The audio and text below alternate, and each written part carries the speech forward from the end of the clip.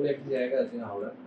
তো ওখানে ঠাকুরের উৎসব হচ্ছিল, ঠাকুরের জন্মদিন করে উৎসব হচ্ছিল। তো যেরকম হয় উৎসবে মেলা টেলা বসে, বিভিন্ন বই টই বিক্রি হয়। তো ওই বাজার করতে যাওয়ার পথে অ্যাকচুয়ালি আমাদের হোস্টেলের বাজারটা আমাদেরকেই করতে হতো। ওই বাজার করতে যাওয়ার পথে দেখলাম রাস্তার ধারে বই টই, ঠাকুরের বই টই এগুলো বিক্রি হচ্ছে। তো আমার বই পড়ার নেশা চিরকালই আর কি। তো হঠাৎ করে সত্যানুসরণ বলে একটি বই চোখে পড়লো, দামও কম, তো 5 টাকা বোধহয় ছিল। তো হাতে নিয়ে পড়তে থাকলাম। তো পড়তে পড়তে প্রায় নেশার মতো লাগতে শুরু করলো আর কি। তো দাঁড়িয়ে থাকতে মানে দাঁড়িয়ে দাঁড়িয়ে পড়ে যাচ্ছি আর কি।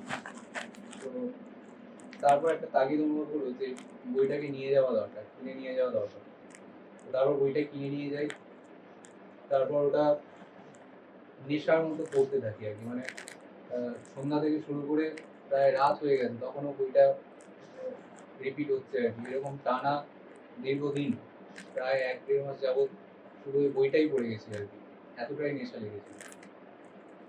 যাই হোক, তারপর দীর্ঘদিন কেটে গেছে, তারপর আর ওই প্রসঙ্গে কিছু আসেনি। তারপর একদিন কলেজ থেকে ফেরার পথে কলকাতা 68 মন্দিরে যাই আনন্দবাজার করার জন্য। তো ওখানে যাওয়ার ফলে ওখানে যে প্রসিডিওর আছে, আনন্দবাজার করতে গেলে নাম, ঋত্বিকের নাম এসব ইত্যাদি দিতে হয়। তো উনি ছিলেন, তিনি জিজ্ঞাসা করলেন তোমার ঋত্বিকের নাম কি। তো আমি তো ওটা বুঝি না যে ঋত্বিক কি জিনিস। তো বলুন ঠিক আছে, প্রথম দিন ছেড়ে দেওয়া হলো, পরে যখন আসবে ঋত্বিকের নাম, ফ্যামিলি কোড এইসব মনে করে আসবে। তো যথারীতি আবার পরে যাওয়া হলো, তখনও উনি জিজ্ঞাসা করলেন ঋত্বিকের নাম কি। আমি বললাম ঋত্বিক জিনিসটা কি। তো তারপরে উনি প্রায় 2 ঘন্টা ধরে যাজন করলেন। তো আমি এবার চলে আসবো। তো উনি বলছেন যে তোমার যদি মনে হয় দীক্ষা নেওয়ার প্রয়োজন আছে তাহলেই এসো, আর যদি মনে হয় দীক্ষা নেওয়ার প্রয়োজন নেই তাহলে এসো না। তো তারপর দিন রাতের বেলা গিয়ে কি মনে হলো, পরের দিন সকালে উঠেই মনে হলো যে না, দীক্ষা নিতেই হবে আর কি, এরকম একটা তাগিদ অনুভব হলো। তো সকালেই না খেয়ে চলে এলাম আর কি 68 মন্দিরে। তো যথারীতি দীক্ষা হলো। দীক্ষার সময় আমার যিনি ঋত্বিক, মলয় শিকদার, তিনি সমস্ত কিছু বলে দিলেন যে কি কি করণীয়, যেগুলো হচ্ছে যজন, যাজন, ইষ্টভীতি, সস্তবেদী, সদাচার। এই 5টার মধ্যে প্রথমত আমাকে 3টে জিনিস করতে বলা হলো, যজন, যাজন আর ইষ্টভীতি। তো ইষ্টভীতি কনসেপ্টটা তখন বুঝিনি। তো উনি বললেন যে প্রত্যেকদিন তোমার ইষ্টের জন্য ভোগ নিবেদন করতে হবে, এটা করতেই হবে, এটা ডিসপিউট করা যাবে না, এটা কখনো ছেদ দেওয়া যাবে না, কন্টিনিউ করতে হবে। যাই হোক, এইভাবে দীক্ষা হয়ে গেল। কিন্তু আমি যেখানে থাকি রামকৃষ্ণ মিশনে, তো ওখানে তো ওরা যদি জানতে পারে যে আমি সৎসঙ্গী বা এরকম, প্রথমত আমাকে একটু সমস্যায় পড়তে হবে আর কি। তো সেই জন্য আমি কাউকে না জানিয়েই আমি আমার আলাদাভাবে নাম ধ্যান করতাম আর বাথরুমে বসে ইষ্টভীতি করতাম। তো এইভাবে দীর্ঘদিন চলতে থাকে। তারপর বিভিন্ন ঘটনাক্রমে চলতে থাকে। আজ এখন 2019 সালে আমি সৎসঙ্গী নিয়েছি। তো তারপর যথারীতি চলছে। তো দীক্ষা নেওয়ার উদ্দেশ্য একটাই ছিল যে মলাদা যখন যাজন করছিলেন তখন বললেন যে ঠাকুরকে তুমি যদি বাস্তবে উপলব্ধি করতে যাও তাহলে তোমাকে দীক্ষা নিতেই হবে। তাই বললাম যে বাস্তব জিনিসটা কি, মানে একদম উনি বললেন যে একদম তুমি বুঝতে পারবে যে ঠাকুর তোমার সাথে কথা বলছেন, ঠাকুর তোমার সঙ্গে সঙ্গে চলছেন। তো আমি বললাম যে এতটা প্রত্যক্ষ করা যায়। বলছে হ্যাঁ, এতটাই প্রত্যক্ষ করা যায় যদি তোমার আন্তরিক টান থাকে আর মানে কপটতা বা বৃত্তি প্রবৃত্তি এগুলো যদি না থাকে। তো আমার খুব ইচ্ছে জাগলো যে এগুলো না, মানে কিভাবে ঠাকুরের প্রত্যক্ষ সান্নিধ্য পাওয়া যায় আর কি। তো উনি যেগুলো যেগুলো বলেছেন আমি একদম অক্ষরে অক্ষরে পালন করতাম। প্রতি 30 দিন অন্তর ইষ্টভীতি পাঠাতাম। তো এরকম যেতে যেতে প্রায় 3-4 মাস হয়ে গেছে, কোনো অনুভূতি হচ্ছে না। তখন মলাদাকে গিয়ে বললাম যে আমার তো, আমি তো কিছু বুঝতে পারছি না। বলছে ওষুধটা গিয়েছে, এখন আর কিছুদিন প্র্যাকটিস করো, ঠিক হবে। আবার সমাজ পর গেলাম, বলছি, মলাদাকে বললাম কিছুই তো হচ্ছে না। তো বলছে কিছু হচ্ছে না। বলছি না। তো ঠিক আছে, আরো কিছুদিন পর। তো তারপর দেখলাম, আমি যখন রামকৃষ্ণ মিশন হোস্টেলে থাকতাম, তো আমি ভয়ানক রাগী ছিলাম। মানে রাগী মানে পান থেকে চুন কষলে আর কি, কাউকে ছাড়তাম না, মানে ঠাকুর সেবায় আর কি। ধরুন কেউ ফল এনেছে বা ফলটা পচা, তো মানে এতটাই বকাবকি করতাম আর কি, মানে সবাই শুনতে পেত আর কি। তো ওই দীক্ষা নেবার ওই প্রায় 9 মাস পরে আমি আর ঝগড়া করতে পারছি না আর কি। মানে বলতে যাচ্ছি, সেগুলো তারা উপভোগ করছে আর কি। মানে তাদেরকে কষ্ট দেওয়ার জন্য আমি বলছি, কিন্তু তারা সেগুলো উপভোগ করছে। বলছে আরেকটু বল, ভালো লাগছে। আমি মলা থেকে গিয়ে বললাম, এটা আবার কি হলো? আমি মানে কথা বলতাম যখন, মানুষকে কষ্ট দিতাম, তো এখন এরা উপভোগ করতে শুরু করে দিয়েছে। বলছে ওই ওষুধ কাজ করতে শুরু করেছে। আমি বললাম তো মহা মুশকিল। তারপরে এভাবে দীর্ঘদিন যায়। তারপরে আমি খুব খেতে ভালোবাসতাম আর কি। খেতে মানে আহ, আমাদের হোস্টেলে আর কি সবাইকে জিজ্ঞাসা করতো তোমার জন্য কতটা কি খাবার নেব। আমাকে কোনোদিন জিজ্ঞাসা করতো না, জানে ওর আনলিমিটেড আর কি। তো মাছ আসতো। তো আমাদের যে রাঁধুনি ছিলেন, তিনি পড়াশোনা জানতেন না, মানে একদমই বোকা আর কি। তো আমি কি করতাম, তার ভাগের মাছটাও খেয়ে নিয়ে তাকে গিয়ে বলতাম যে আহ, তুমি গুনতে ভুল করেছো। বলতে সে বলতো যে তাই হয়তো হবে। তো এইরকম ছিলাম আর কি, মানে ছোটখাটো রাক্ষসী বলা যায় আর কি। তো একদিন মরাদা বলছে যে তুমি যদি ঠিকঠাক নাম জান আর যেগুলো বলেছি এগুলো করতে পারো, তাহলে ঠাকুরেরই বলা আছে 2 বছরের মধ্যে নাকি তোমার স্বাস্থ্যহানি তোমার অটোমেটিক্যালি তোমার স্বাস্থ্যহানি হয়ে যাবে। আমি বললাম আপনার ঠাকুর যা যা বলেছে সেগুলো তো সবই ঠিক আছে, কিন্তু এই জিনিসটা তো কখনো সম্ভব না। আমি মাছ মাংস না খেয়ে থাকবো? কি সব বলেন!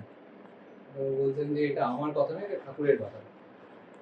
তো যেহেতু বিজ্ঞানের ছাত্র, আমি মনে মনে ভাবছি যে আমার কাছে এই বিষয়ে অন্তত ঠাকুরকে হাঁটতে হবে। বাকি সব বিষয়ে ঠাকুর যদি দিতেও যায়, তো এই আমিষ খাওয়া এসবগুলো ছাড়া তারপর এইসব জিনিসগুলো স্বাভাবিকভাবেই মানে আমিই জিতবো আর কি, এরকম একটা প্রত্যয়। তো মজাদাকে মজা করতাম যে কই এখনো তো, আমি তো বেশ দিব্যি খাচ্ছি আর কি, মাছ খাচ্ছি।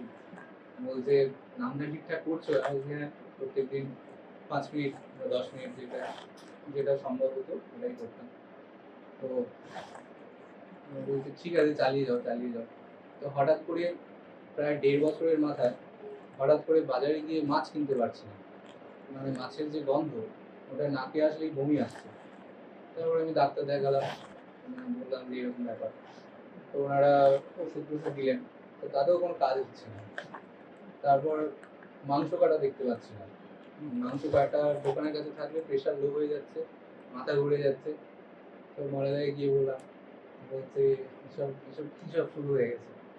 বলছে হ্যাঁ ওটাই ওটাই, এই তো ঠিকঠাক পথে চলছে। আমি বলছি এগুলো আবার কি? সেই জিনিস কি মাছ খাওয়া ছাড়িয়ে দেবেন নাকি? তারপরে আরো কিছুদিন যায়, একদমই মাছ খেতে পারছি না। খেলেই হয় অ্যাসিডিটি হয়ে যাচ্ছে না বমি হয়ে যাচ্ছে। আর ডিম তো অনেকদিন আগে ছেড়ে দিয়েছিলাম। মাংসের প্রতি একটা নেশা ছিল, তো সেটাও ওই 1 বছর 7-8 মাস পরে অটোমেটিক্যালি আর খেতে পারছি না। মানে খেতে যাচ্ছি বাট ইচ্ছে করছে না। ওই স্মৃতিগুলো মনে পড়ে যাচ্ছে, একটা পশুকে কিভাবে কাটা হচ্ছে, রক্ত বেরোচ্ছে, মানে এইসবগুলো বিব্রত করতে আর কি। তো আমার যিনি ইনচার্জ ছিলেন ওই রামকৃষ্ণ মাঠে, উনি বললেন যে তোমার মতো ছেলে এইসব খাবে না, খাও। আমি বললাম, আমার মুখ থেকে হঠাৎ করে বেরিয়ে গেল যে দেখুন, আমি না সামনের মাস থেকে টোটালি ছেড়ে দেবো। তো আপনার যদি মানে কোনোদিন আপনার যদি আফসোস হয় পরে যে আমাকে খাওয়াবেন, তো তাহলে আপনি এই 1 মাসের মধ্যে আপনার যত বছরের ইচ্ছে আর কি আমাকে খাওয়ানো, তো এটা এখনই করে নিন। সামনের মাস থেকে আমি খাবো না। তো হঠাৎ করে ইচ্ছে জাগলো আর কি। তো যথারীতি খেলাম আর কি। তারপর থেকে তার পরের মাস থেকেই টোটালি ছেড়ে দিলাম আর কি। তো ইনচার্জও এখনো বিশ্বাস করতে পারে না, আমি মাঝে মাঝে যাই, তো বলে তুমি সত্যি এখনো খাও না? আমি বলি হ্যাঁ এখনো খাই না। ওরা জানে না যে আমি সৎসঙ্গী বলি। তারপর মজার লাগে কি বললাম যে সবই তো মিলে যাচ্ছে এক এক করে। তো 2019 সালের করোনার লকডাউনের আগেই দেওঘরে গিয়ে আমার সৎসঙ্গী হয় শ্রী আচার্য বর্তমান আচার্যদেবের কাছে। তো এইরকম ঠাকুর যেগুলো বলেছেন আমরা যদি ঠিকভাবে পালন করি, তো ঠাকুরের যেগুলো বলা আছে সেগুলো করতে বাধ্য আমাদের জীবনে। আমরা হয়তো ভাবি আমাদের বৃত্তি প্রবৃত্তির জালে আমরা অনেক সময় ভাবি যে আমরা ঠাকুরের থেকে অনেক বড়, ঠাকুরের বলাগুলো ওই বইয়ের মধ্যেই আছে, আমরা আমাদের জীবনে যথেষ্ট ভালো আছি, যথেষ্ট সুখী আছি। কিন্তু আমরা যদি ঠিক বৃত্তি প্রবৃত্তিগুলোকে কন্ট্রোল করে তার ভজন সাধন করতে পারি, যে সম্প্রদায়ই হোক, তারা যদি সঠিকভাবে তার যে অবতারে তিনি এসেছিলেন সেই অবতারের বলা কথাগুলো যদি ঠিকভাবে পালন করতে পারে, তো তাহলে ঈশ্বর দর্শন বা ঈশ্বর সান্নিধ্য লাভ পাওয়াটা খুব একটা কঠিন। তো দক্ষিণেশ্বরে শ্রী রামকৃষ্ণদেব ঘুরতে যখন এসেছিলেন ঠাকুর, তো ওনার যত ভক্তরা ছিলেন, তো ওনারা খুব অহংকার ব্যক্ত করতেন যে আমরা তো ঠাকুরকে দেখেছি, অর্থাৎ ঠাকুর যে ব্রহ্ম, তা আমরা তো ব্রহ্মকে দেখেছি, আমাদের তো সাধন ভজন করার কোনো দরকার নেই। প্রশ্নটা যথারীতি ভ্যালিড। সত্যি তো আমরা যুগ যুগ ধরে সাধু মুনি ঋষিগণ যার ধ্যান করেন, যার ভজন করেন, আমরা সেই সাক্ষাৎ ঈশ্বরকে তো দেখতে পাচ্ছি, সামনে বসে আছে, কথা বলছি, তো আমাদের তো তাহলে আর ভজন করার কোনো দরকার নেই। কিন্তু সেই প্রশ্নটা শ্রী ঠাকুর ক্লিয়ার করে দিলেন, বলছেন যতক্ষণ না তোমার বৃত্তিভেদী টান হচ্ছে ততক্ষণ তুমি ঈশ্বর দর্শন করতে পারবে। অর্থাৎ আমরা দেখছি যে ঠাকুর বসে আছেন, ঠাকুর কথা বলছেন, তো এতে করে আমাদের ঈশ্বর দর্শন হয় না। আমাদের যখন বৃত্তিভেদী টান হয় তখন তাকে দর্শন করা যায়, তাকে উপলব্ধি করা যায়। বৃত্তিভেদী টানটা কিরকম না, আমরা প্রত্যেকটা কাজ, প্রত্যেকটা সময় তার চিন্তা মাথায় থাকে। যেরকম বৃন্দাবনে গোপীরা করতেন, তারা সারা দিন ধরে সংসারের কাজকর্ম করছে, কিন্তু প্রত্যেকটার মধ্যে শ্রীকৃষ্ণকে জড়িয়ে যাচ্ছে। যখন দুধ দুইছেন গাভীর থেকে, তখন ভাবছে যদি তখন যে মাখনটা তৈরি করছে, তখন খুব যত্ন করে মাখনটা তৈরি করছে, যেটা আমার গোপাল খাবে, এটা আমার শ্রীকৃষ্ণ খাবে। তো প্রত্যেকটা কাজ যখন ঘুমাতে যাচ্ছে ওইভাবেই ঘুমাচ্ছে, যখন বেরোচ্ছে, যখন কোনো গৃহস্থলীর কাজকর্ম করছে ওইভাবেই করছে। তো এটাই আচার্যদেব বলছেন যে আমাদের জীবনের প্রত্যেকটা কাজ যদি তাকে সাক্ষী রেখে করা যায়, ওই ঠাকুরকে সাক্ষী রেখে করা যায়, তাহলেই আমাদের টানটা বৃত্তিভেদী হয়ে যায়। যেরকম মীরাজি হয়েছিল, মীরাজিকে তার যিনি দেবর ছিলেন আর কি, তিনি চাইতেন বিষ দিয়ে তাকে মেরে ফেলা, কিন্তু এত অত্যাচারের পরেও মীরাজি বলছেন মেরে তো গিরিধর গোপাল দুসর না কেউ। তো আমরা যারা ঠাকুরের ভজন সাধন করি, আমরা যারা সাধারণ জীব যারা, তারা ওই একমাত্র মেরে তো গিরিধর গোপাল, অর্থাৎ আমার তো গোপাল, এই পর্যন্তই আমরা বলতে পারি, তার পরের লাইনটা বলতে পারি না, দুসর না কই। অর্থাৎ আমাদের প্রত্যেকের জীবনে সেকেন্ডারি অপশন আছে প্রত্যেকের। আমরা ভাবি আমাদের শরীর খারাপ হলে আমাদের আগে মাথায় আসে যে অমুক ডাক্তারটা আমার কাজে আসবে। আমরা কোথাও গেলে, আমরা যদি বিপদে পড়ি, আমরা ফোন করি এমন একজনকে যিনি ওই বিপদটা সামলাতে পারবেন। ওটাই মীরাজি বলছেন যে মেরে তো গিরিধর গোপাল দুসর না কই।